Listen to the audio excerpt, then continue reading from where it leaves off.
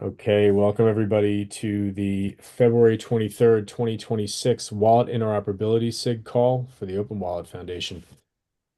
As with all Linux Foundation meetings, this is held on the Linux Foundation Antitrust/Competition Policy Notice. If you have questions about these matters, please feel free to contact Andrew Updegrove of the firm Gesmer Updegrove LLP, which provides legal counsel to the Linux Foundation, or contact your company counsel.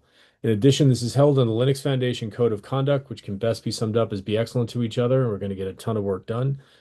We have a fantastic topic for this week. If you were on our TAC call last week, you got a sneak preview of it. Carol Buttle and David Alexander from the Architecture SIG are going to present Automating Trust, a universal evidence utility for the Universal Wallet Reference Architecture. You don't want to listen to me talk. You want to hear these two talk. Just a quick bit of housekeeping. In the next hour, at the top of the next hour, the Architecture SIG is meeting. David Alexander and Carol and Romek and Vincent are going to be there, so we're really looking forward to it. As well as we have a Discord. If you'd like to have in the moment chats, that's where the conversation's happening. There's an LFX community calendar. I'll put all these links into the chat in a second. And there is a Wallet Interoperability SIG playlist on YouTube. This meeting is being recorded. That recording will end up on YouTube probably late tonight, first thing tomorrow morning, depends on how fast the encode goes. And with that, I'm going to stop sharing my screen and turn it over to Carol and David. Thank you so much for presenting today. You're awesome members of the community, and you have a really important topic. So by all means, take it away. Thank you very much. This is predominantly Carol. She's given this presentation a couple of times, but I just want to convey the message. The purpose of what we're talking about is to ease the path to adoption for any Open Wallet Foundation project and to reduce the maintainers of those projects' time and effort in having their products adoption ready. So just please bear that in mind. We call it FERC busting, friction, effort, risk, and cost. We can eradicate that. We accelerate adoption and we improve the interoperability and conformity across projects where it makes sense. So I'm going to pass over to Carol to start and this is very much a key part of her background and experience as a doyen of certification, security, testing, and critical national infrastructure. Over to you, Carol. Thank you, David, for setting me up there for a full, if I don't sound like I know what I'm talking about. Good afternoon, everybody. Apologies to those of you who may have even heard this for the third time now. I'll try to be a bit divergent, but I can't promise. For all of you, just exactly as David said, we're trying really hard in the architectural SIG to think of ways where we can actually take the burden away and actually increase adoption. Um, Now, is my screen going to play? So we know that we've done this sort of incredible job of standardizing how Wallet talks to an issuer verifier. And in fact, even this morning, I've been doing some quite intense mapping with the EU sort of DI off and how those sort of things are going to sort of standardize and what the conflicts could be with different regions, different countries. Even as I was doing that, I was reminding myself of this presentation this afternoon because for every single person I was talking to during that workshop, they're all confirming they've just got this absolutely massive burden on every project of sort of trying to think how they prove the audit path and know that they're going to have to do it. And that's literally because, at the moment we've got cases where a national ID or a corporate badge, as soon as you try to do something, you kind of hit a wall, have a void or something that you're going to have to try to sort of leap over to actually get the immutable evidence of events, proving who gave consent, when keys were rotated, how data was minimized. You'll notice from that statement that's only part of it, but we don't want 600 words per slide. So what we're proposing is a way to automate that burden. David loves using the acronym FERC. We've all got used to it now. But it's actually true, the burden is friction, effort, and so on. And it's just really holding us up.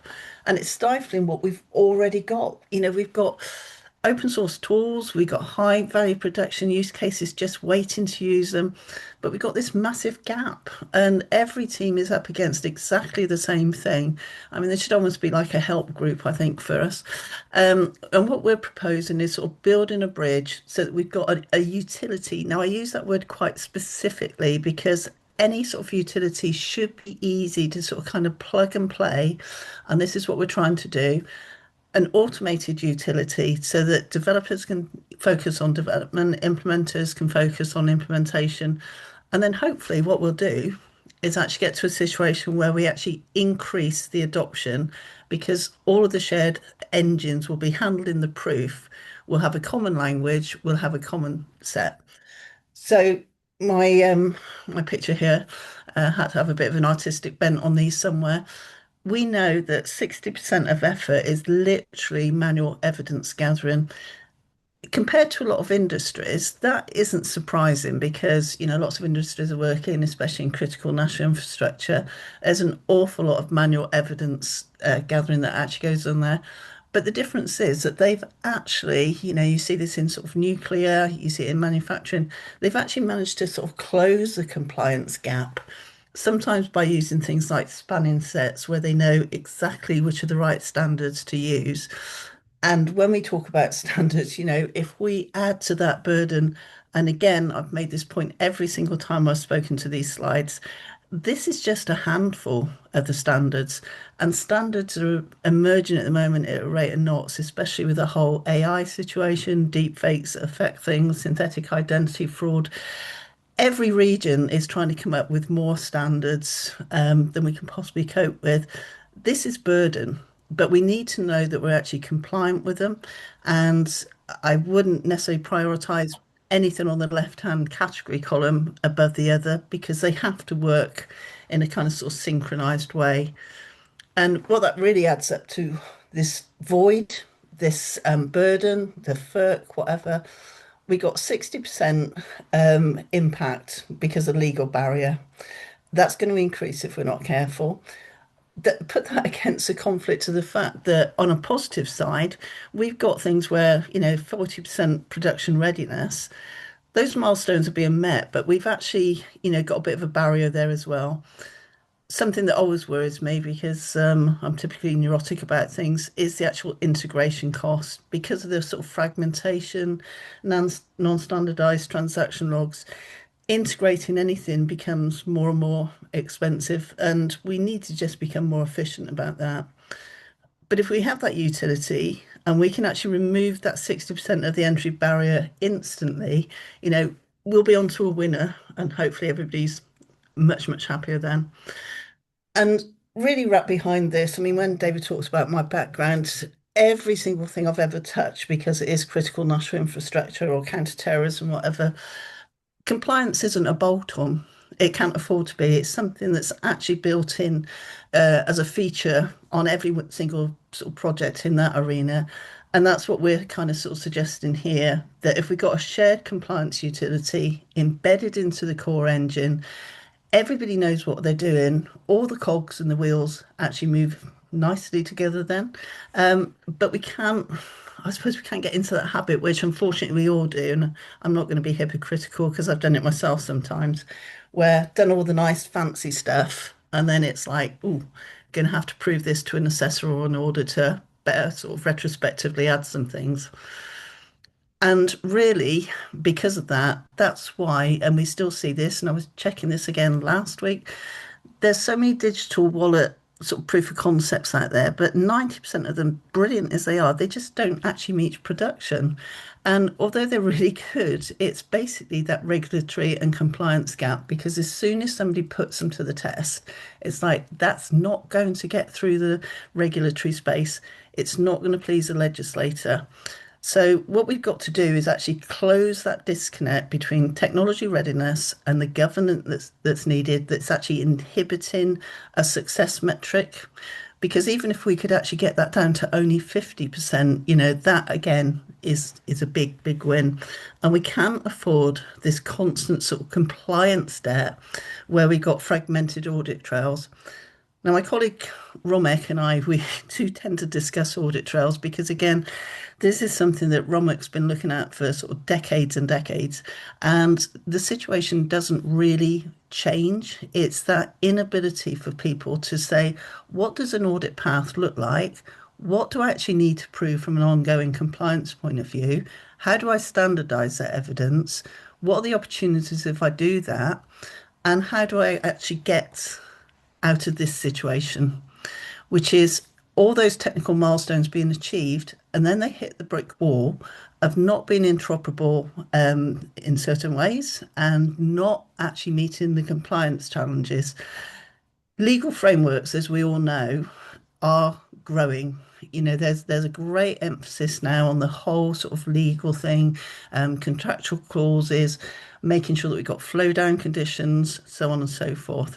And production readiness is really about bringing these two things together and actually saying we're going to turn these arrows from red to green, because otherwise we're actually still in this situation where we've got compliance debt, fragmented audit mechanisms, regulatory compliance barriers, impact on adoption.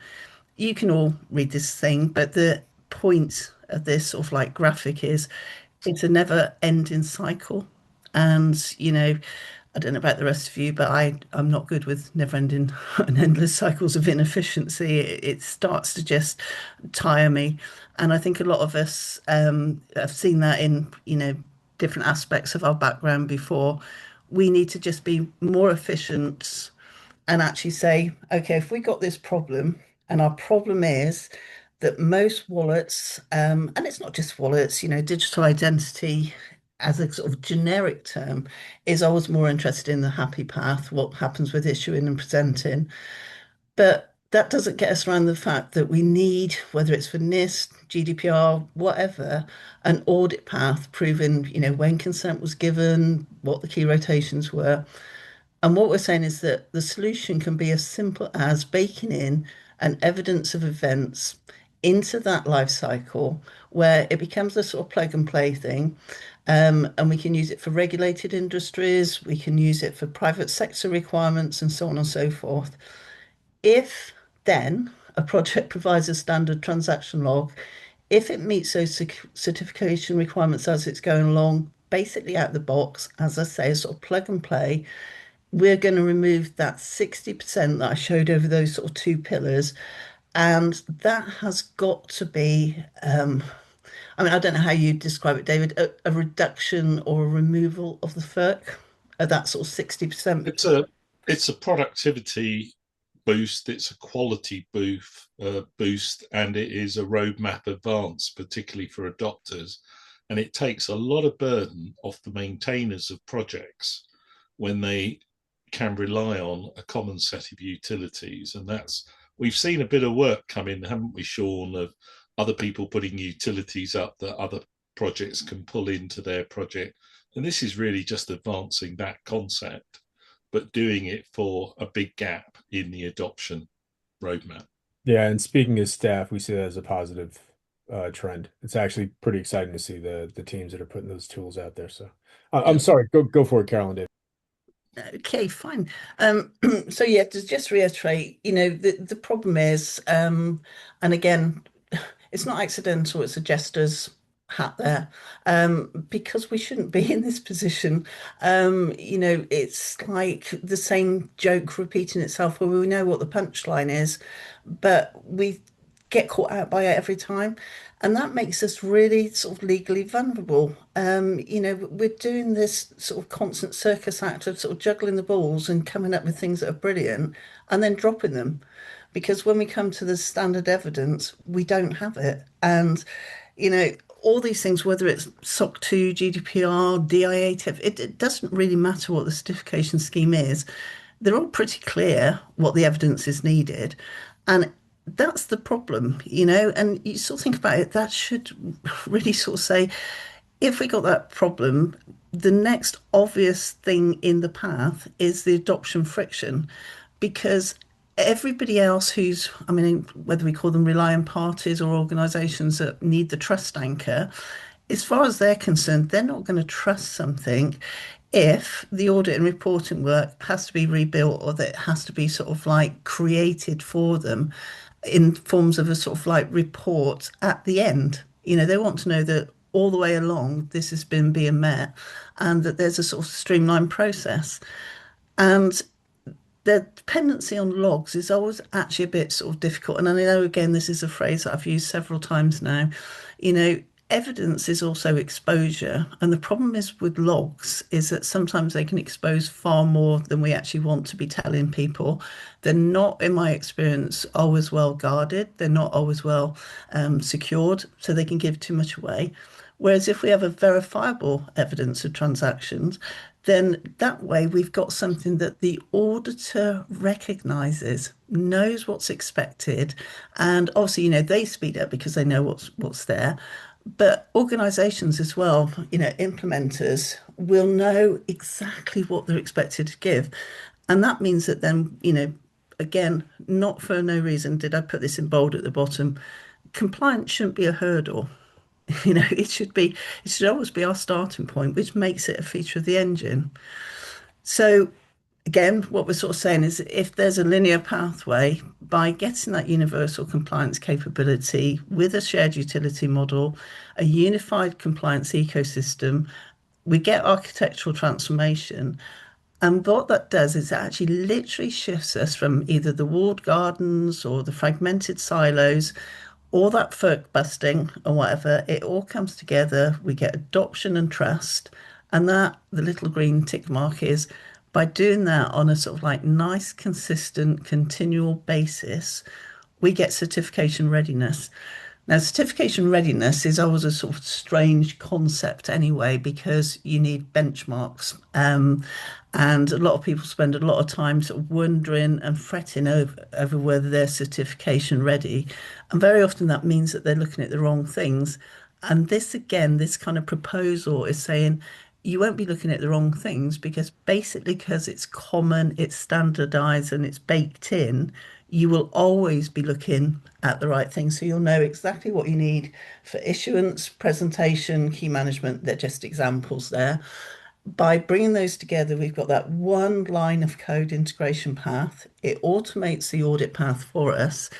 Then what we actually get, and it's a bit difficult to know what to call this. I mean, we've been calling it a sort of universal evidence and compliance utility. My interchangeable term is one line of code compliance, because basically those three blocks put together can be put together in one code block and gives us that utility. So the concept is that we would like to see sort of a library, and developers can actually just choose this one line of code and it automatically generates the proof regulators want, removing the barrier, improving the developer and implementer's experience, and then giving consistency so that we know that whatever, whether it's an identity wallet or a healthcare wallet, every evidence point looks the same to a verifier because they're using that same shared engine. So we do see it as something that isn't just removing things, but is actually adding value. Again, I do like the word compliance fatigue because once we all get into that, it's a bit like password fatigue. You start wanting to ignore the things that you should be doing. So if we looked at that as a comparison, at the moment, what we have are projects that are focused only on the happy path, 60% of resources spent on those barriers and these fragmented logs across different wallet projects. What we're suggesting is that if we make it universal and automated, projects get the audit path by default. 100% of the resources can be focused on what they need to do in terms of innovation. And I think then we lead the way in a sort of a consistent, standardized evidence, not just across the sort of OWF ecosystem, but I'd like to think that once it becomes a kind of like, once people see how easy it is in other areas as well, that sort of impact on wallets in any way whatsoever, people would adopt the same system. So literally the code implementation is, you know, the sort of like contiguous sort of bit of those bits on the left-hand column, the evidence capture, what the trigger point was, what the data payload is, the schema map, and then the verifiability. So we can actually have the evidence capture mapping directly to the event, whether it's EIDAS or GDPR requirements. We can say what the event context actually was. Was it a key rotation or yes, consent was given?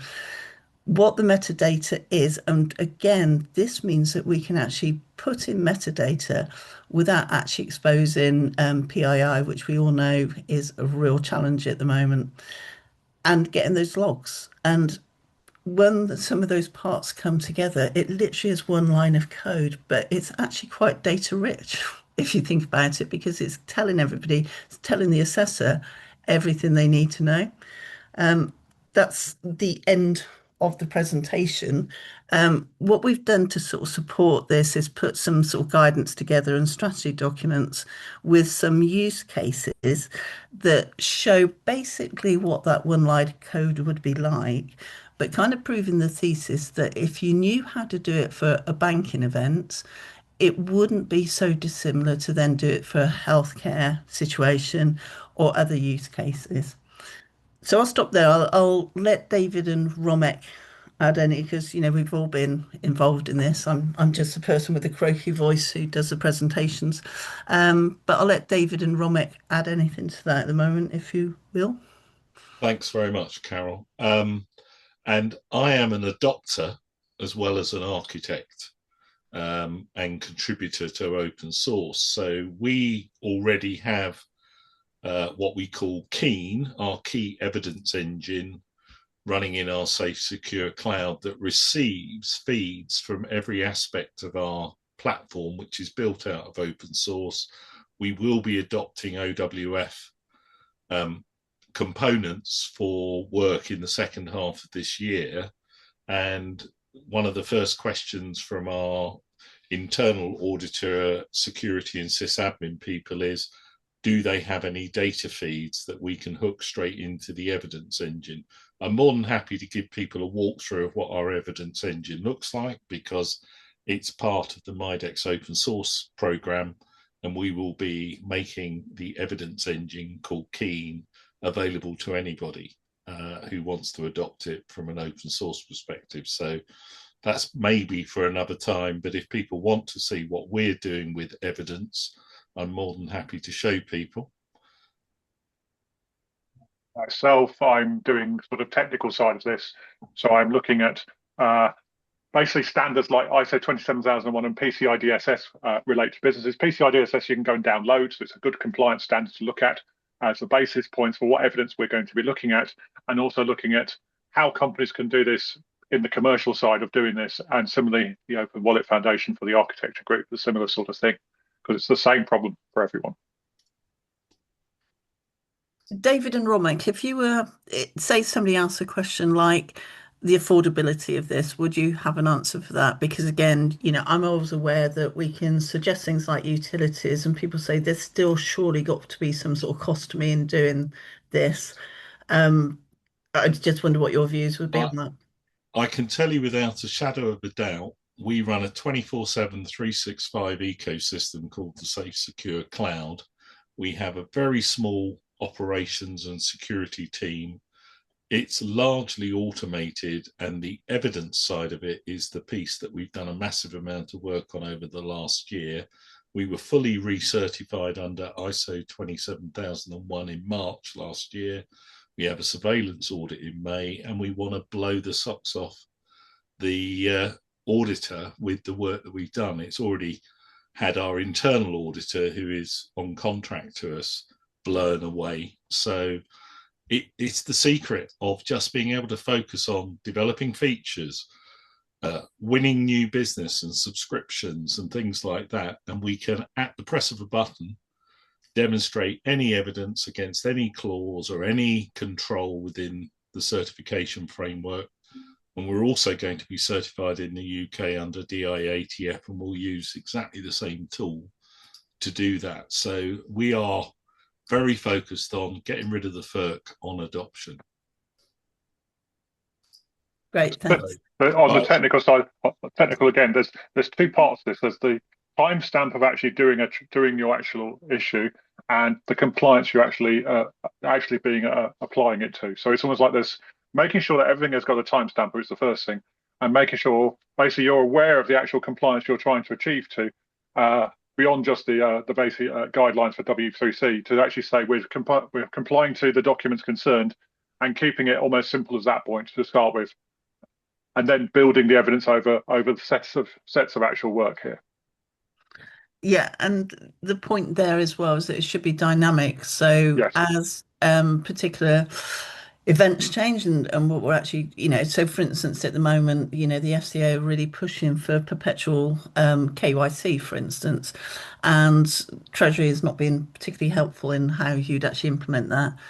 As soon as we would know that, it's just a case of changing a couple of parameters. So, and if you've gone from, you might have 27,001 compliance and then you actually add PCI DSS, you just add in one extra line of code and you're still going to get the same outcome, which is before I just needed the audit path and the audit trail for this. Now I'm getting, 27,001 and PCI DSS and showing that I comply with FCA regulation. correct. Um, Bo, Sean, would you like me to give a quick walkthrough on Keen? Would take 5 minutes. It'll be fine. Should I Yeah, stop I sharing? think that would be great. But before we do the quick walkthrough on Keen, does anyone have any questions for Carol before we do a mini demo description of what Keen is? You can just unmute and ask, or you can raise your hand, whatever works for you. Hey, Jorge, thanks for joining us. All right, yeah, David, let's get into a quick demo. Go for it. Okay. I'm gonna Do you share. need me to stop sharing, Dave? Yes, I yes. think it'll work itself out. Can everybody see that okay? Yeah, we can see that. Right, so we call it the key evidence engine, KEEN. We have, if we looked at controls, this is ISO 27001. We have all of the controls for ISO 27001. We can click into any one of those. It then gives us the interim guidance. We can navigate any of the events that we get, any of the data sources that we have, which are pulling out of the live system. So these are our building blocks, and you could imagine our OWF components being there. The bit that's transformed it for us is that we are able to load visualizations that give us a flow of evidence that we're building up. So we have a graph that shows all the data points. The thicker the line, the more evidence is coming into the ISO 27001 controls.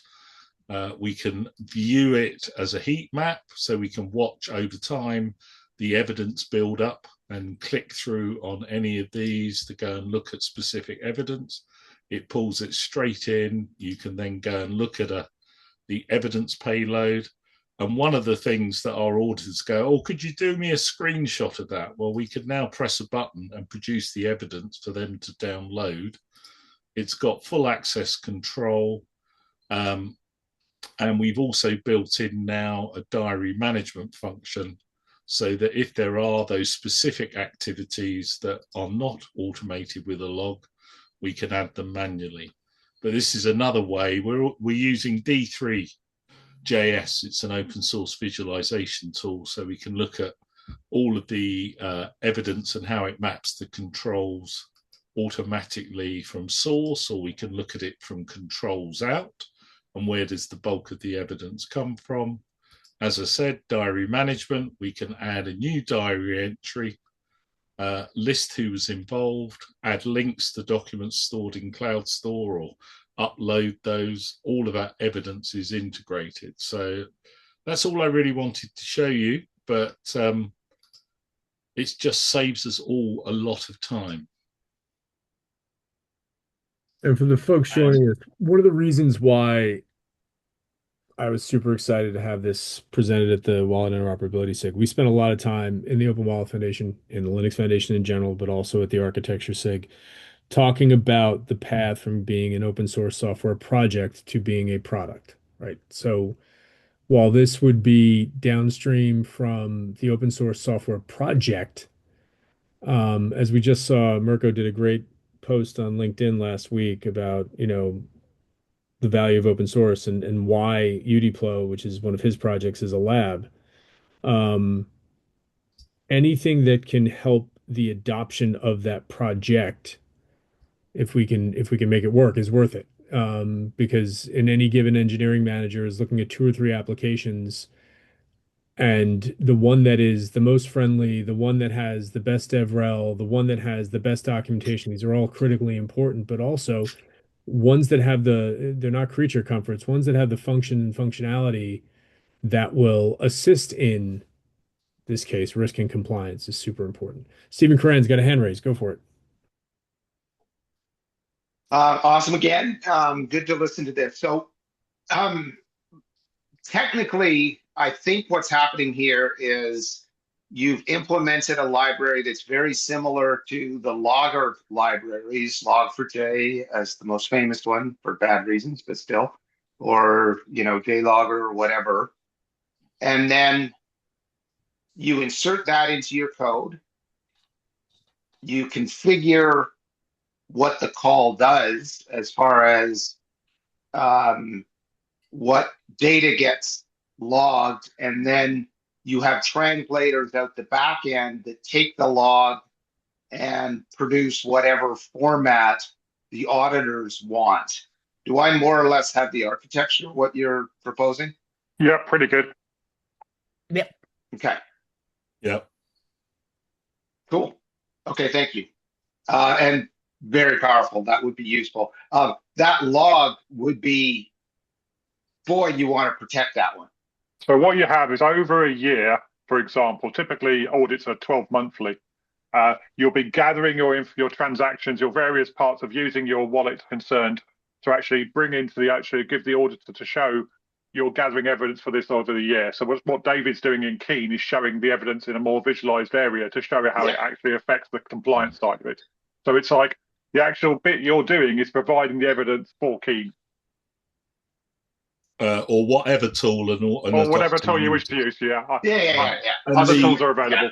And the other thing, Stephen, I would just mention, we have built in automatic redaction of sensitive information from those audit logs. So we display the word redacted for key credentials because we do not want to build up sensitive information within our logs, even though they're operated under ISO 27001. We're very mindful because everything about what we do is about privacy, protection, security.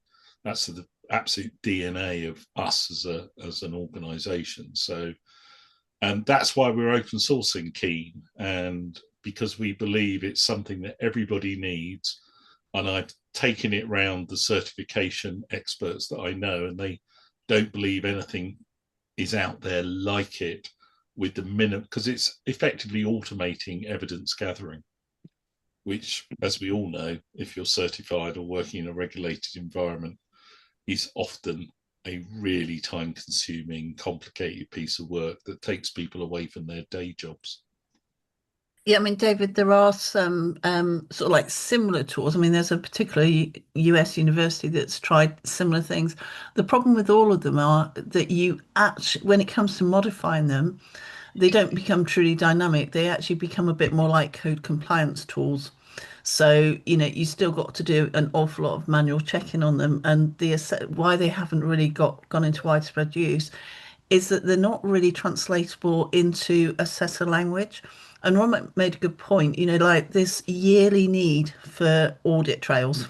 That's again something a lot of audits fall down on because people try to retrospectively create it. Whereas this gets around that problem. But the tools that are out there, they haven't got adopted because they're not like Keen. They don't give us visual mapping. They make it so difficult to navigate them, and you're still dependent on a human auditor to, translate that back, which isn't always easy. David, question. Sorry. You mentioned redacting.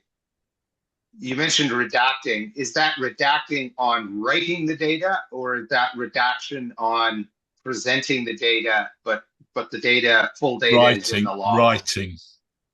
Okay, so you can actually configure the evidence capture point to say, hey, capture this event, but and this is the payload, but redact this data from that payload. Exactly.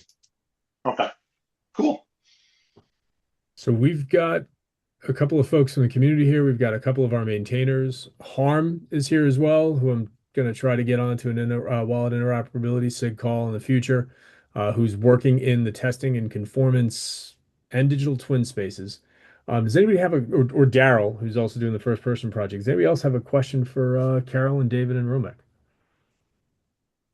Hey, so I'll just jump in. I'm just driving, but great work. One of the things that we're always looking at, because our members are always concerned not just about the tech, but about the business and the governance side, is how do you answer those questions, that the compliance people have?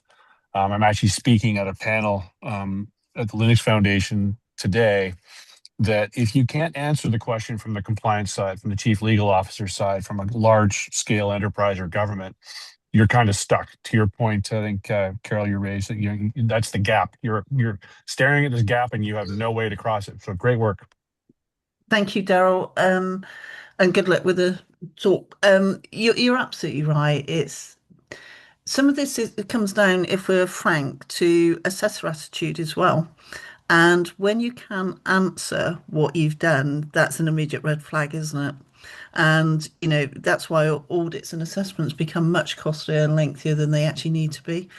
Because if, from an assessor's point of view, and I've done plenty of these myself, you start off on day one, you say exactly what's sort of needed, and you get that cumulative effect where people can't answer sometimes they don't understand the compliance. And we have to remember as well that not all organizations, especially some small startups that are, technically really good, they can't afford a compliance officer.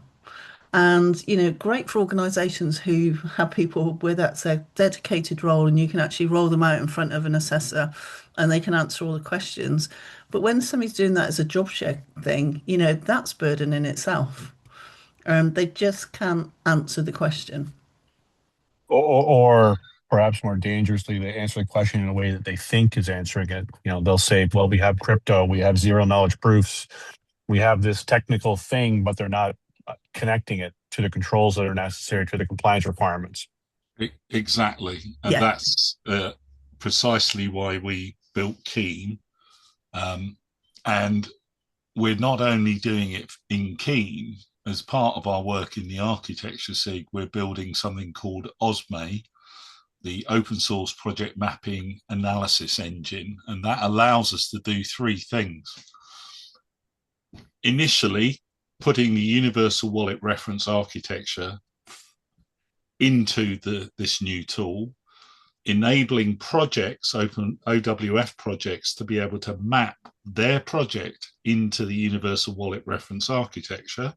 So we get an analysis of the available assets in those projects and which bits of the universal wallet reference architecture they are fulfilling. And the third leg is the adopter leg, where they can go and interrogate the universal wallet reference architecture, filter it down, and find projects that have components that meet their needs. They can then define their own product and build a manifest for the product. And I can give a quick walkthrough. It's still in development, but we're getting closer and closer to having this work.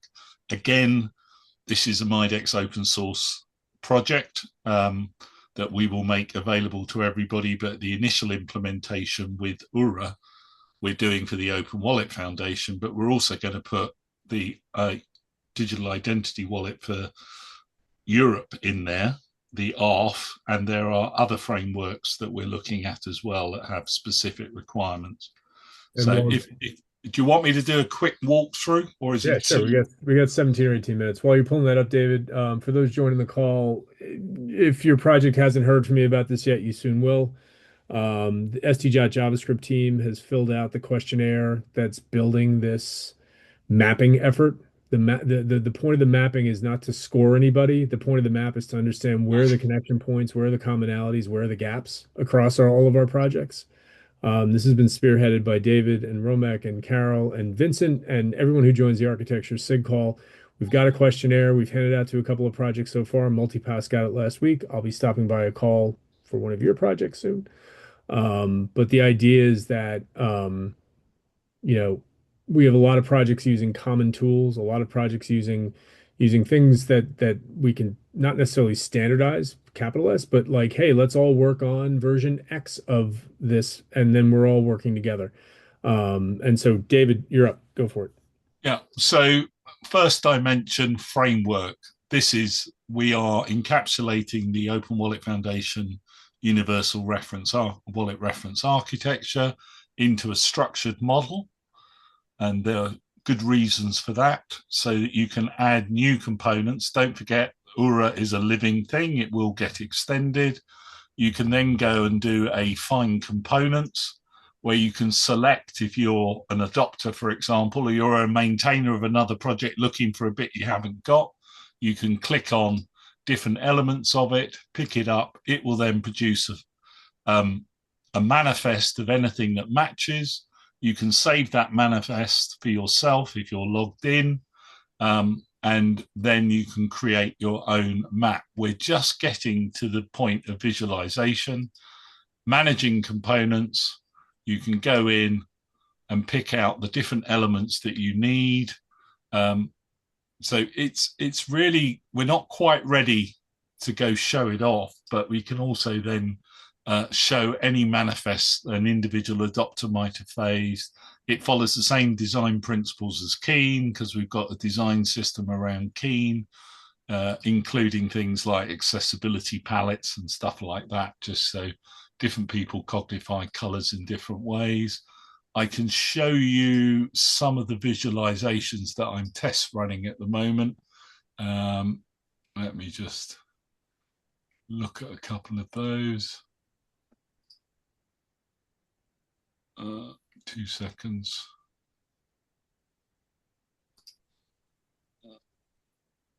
I was only sharing them with Romick and Carol earlier today. So in the universal, can you see that okay? Yes. We're looking at MIDEX PDX adapter. Yeah, ignore that bit. This bit at the bottom in colors is a D3 D3JS visualization. What you're seeing in front of you is there's closer representation to the technical structure of the Universal Wallet Reference Architecture. We've taken the diagrams from that, and we're producing effectively a map of it. And you can click on any one of those and be able to highlight the areas that you're interested in and drill down. So it's a fully navigatable way of looking at it. We're obviously on version 1. We're using a visualization of a tree map at this point in time, but you can have multiple different visualizations at any point in time. So we're just in the foothills of that at the moment, but we're getting pretty good with visualizations, because it's not just a pretty picture, it's a navigation tool. It's a filtering tool. It gives you targeted investigation into things that you might be interested in. And as we map the projects in to the Universal Wallet Reference Architecture, we will find heat maps or gaps where somebody isn't dealing with a particular area. And as we've already found with the 4 or 5 projects we've been going through and manually analyzing, shout out to Romick, who did all the heavy lifting on that, there are often overlapping components, which could be a utility in their own right and a shared environment. And as we know, different projects are running at different paces, and they're on different versions of the open source building blocks they pulled in, the dependency. So we're just hoping this makes everybody's life easier, that we become more productive. As the Open Wallet Foundation, we make it easier for people to find the building blocks they need for their products or services, which could be an ecosystem in its own right. It doesn't just have to be a wallet or some kind of specific product or service. So this is about collective effort to save time, to improve adoption and visibility of the great work of the Open Wallet Foundation. And if you think of the adoption argument, at least the way I think of it, the audience, the end users of these tools that David just shared and the architecture SIG has been working on isn't just for staff or just for the OWF community or even the ecosystem. It's also for that engineering manager who doesn't know our projects, who got an email from their boss saying, "Hey, look into this wallet stuff." And they need a starting point. How do I tell the difference between Octopi and Credo? Well, obviously they're two very different projects, but there's a lot of overlap in implementations with both of them. So there are a number of goals for this, and thankfully not too many goals, but there are a number of goals for this and a number of audiences that we're hoping to support and serve. We've got 12 minutes left. I want to make sure we have time for anybody else's questions. If you've got one, raise your hand. In the meantime, David and Carolyn Romek, what do you need? This is a great presentation. We appreciate it. It's not the first time I've seen it. But how can we help? What do you need? What is the end result of this? Do you want somebody to implement it in a project? Are you looking to contribute the project to the OWF or just to another open source organization? Because this is an ecosystem. There's no yeah. Well, two responses there. First response about the one-liner code utility for Audit Path. We would propose that as a utility under the Open Wallet Foundation, open source. A lot of the requirement and scaffolding of that has already been done. We need to implement that. Whether it goes in the mono repo that's being proposed for utilities or whether it has its own repo and is considered a lab project, Sean, I think we're still working through that. In terms of the Universal Wallet Reference Architecture and the mapping tool, we just need projects to engage with that. We've had great support from some of the projects, but that's during the kind of requirement scoping, testing of the approach. One of the most exciting bits for us is dependency mapping. We think we can automate dependency mapping by interrogating the GitHub repos. So that would save a huge amount of time for the maintainers of a project and let them focus on showcasing the magic of their project. So we just need development time from the maintainers to map their project.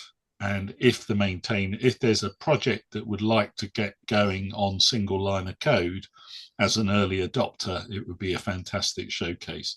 And clearly we'd be interested in the growth projects, particularly because they're the ones that are pulling adoption. Awesome. Thank you. All right. Anybody else have a question for Cal, Romek, and David?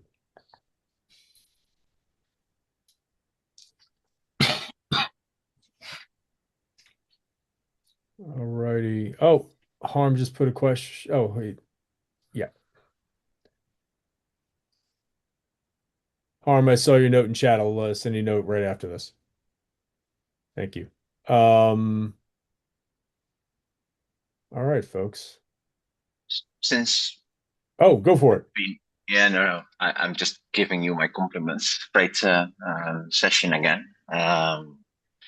Maybe just to see if it's possible, because I love complexity, but let's make it as easy as possible. So one of those objectives of the Commission, European Commission, has been one button certification process. So I would love that idea. So how can we kind of, if it's too high of an ambition, at least try to move a little bit in that direction? Yes, I mean, clearly there are test suites for different aspects. You know, the OpenID Foundation has made a great offer to the Open Wallet Foundation for their compliance testing tools. Those compliance testing tools, if they're run, could generate evidence, which pushed it straight into the evidence base for an adopter. So getting to one button compliance check, I think, is a little bit ahead of us, but I don't see any reason if we lay the foundations and the pipelines of evidence and we've got maps of the architectural reference framework for the EU DI wallet or any ecosystem, but they're the ones we've started with is UWRA first because that's the fastest path to adoption, but there's no reason why we wouldn't. We're already putting the UK Digital Identity and Attributes Trust framework into that map as well, because that's a priority for us, as is the EU. But it can literally, anyone can be a architectural reference framework maintainer in the tool with authority, can add a new version, show the variants. So we start to get to what developers are used to, which is diff analysis. What's changed? Make life easy. We really don't need to be spending all this time burrowing into code when we can visualize it and make it easier for people to manage and get them to their certification quicker. Yeah, I like it. So indeed, I think the key is to work on this together, like in the Open Wallet Foundation, the tool set, the test suites, especially, and then conformity assessment, tooling, I think, in a more operational way. So we have been discussing and showcasing each different initiatives, with FIDES Foundation and many more. Yeah. But it would be good if we are a little bit more joined up and leverage that. So instead of the fragmentation so far per country, creating a sandbox, we can do it better. Absolutely. Good. That's all I wanted to add. Thank you, Harm. We got 6 minutes left. Does anybody else have a question for Carol, David, or Romek before I give everyone 5 minutes back in their day? All right, everybody. Well, listen, Carol, David, and Romek, thank you so much for this presentation. There are a number of follow-ups that have to happen. But I really do appreciate you showing off this work, walking us through the logic chain of A to Z, where this is supposed to help, most importantly, not just the mapping effort, but also, this risk and compliance argument.